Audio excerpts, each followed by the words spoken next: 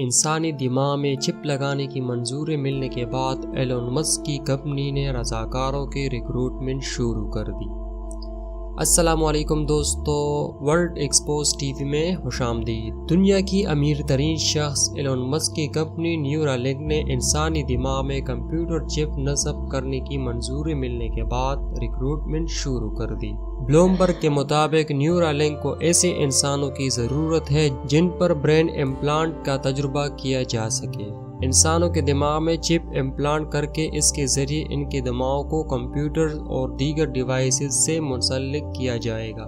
Brain implant کے بعد یہ لوگ ممکنہ طور پر ڈیوائسز کو اپنے دماغ کے ذریعے کنٹرول کر سکیں گے۔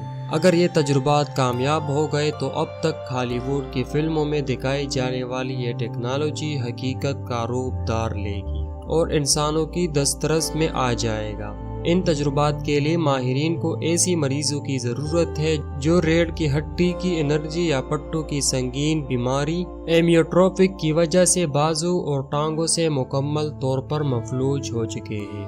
اس طرح کے جو مریض خود کو رضاکارانہ طور پر ان تجربات کے لیے پیش کریں گے، ان کے دماغ میں نیورالنک کے ماہرین اپنی چپ نصب کریں گے۔